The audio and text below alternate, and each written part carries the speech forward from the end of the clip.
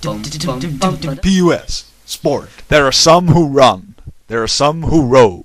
There are even some idiots that carry ironing boards to the tops of mountains. But Craig Dilatable does none of these things. We see him here preparing for the Paralympics, the most strenuous challenge known to man. Greg Dyke was the head of the British Paralympic Committee, which campaigned successfully to bring the Paralympics back to Britain for another year here at Rutherford Bar in UKC. Mr Dyke, please tell us about the bid. Well, we at the British Paralympic Committee have been campaigning for the hosting of the Paralympics in Britain for many years now. We had huge campaigns in London and we were very pleased that the bid was infinitely, totally, completely better than the ones put forward by Paris. Mr Dyke, thank you. And over here I can just see the British contestant, Mr Craig Dilatable. Craig, can I have a quick word, please? Not really. Craig Dilatable was originally the reserve contestant when the primary contestant to represent Britain in the Paralympics, and Mr Ron Obvious, tragically died in his attempt to run to Mercury. But that is not to say that Craig is not the pinnacle of British health. Absolutely fantastic. Look at him there, amazing man.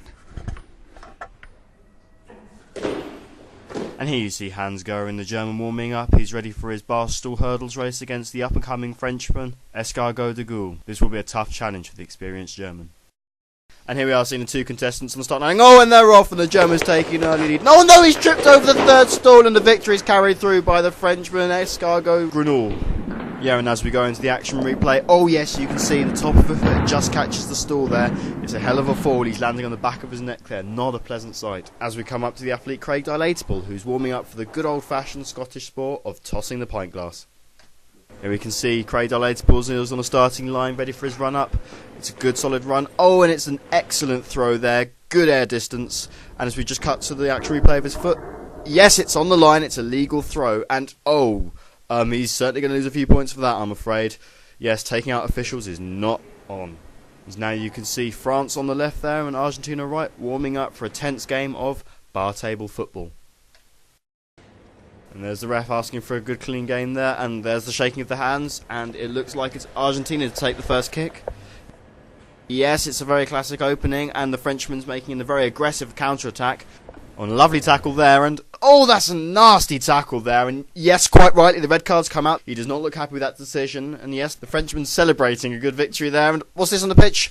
Oh, now that's just a bad display, and oh, we've got to move on now. It's the hop, stop, and drop. And now the Narbandium there stretching out, ready for the crawling event that is the hop, stop and drop. And as we go straight onto the action with Craig Dilatable, now he's eminently qualified for this event, being absolutely roaringly sloshed, as is compulsory for all competitors. Good effort from the Brit there, and as we go on to the French competitor Escargot Grenouille, who's obviously warming up for the penultimate event, the Bar Stool Grand Prix.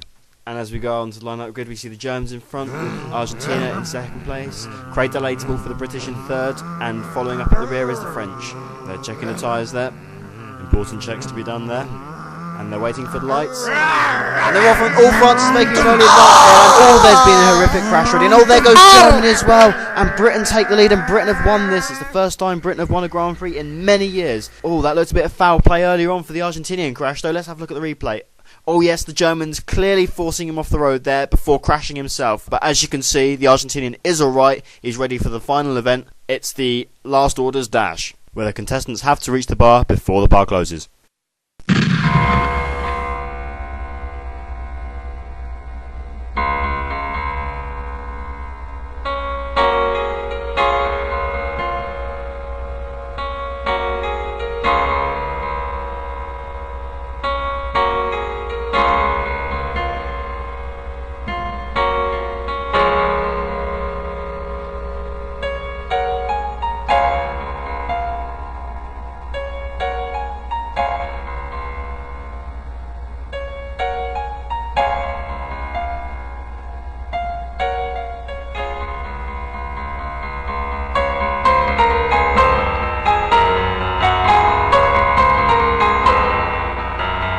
Craig Dilatable was first to reach the bar. Pencil on the night, please.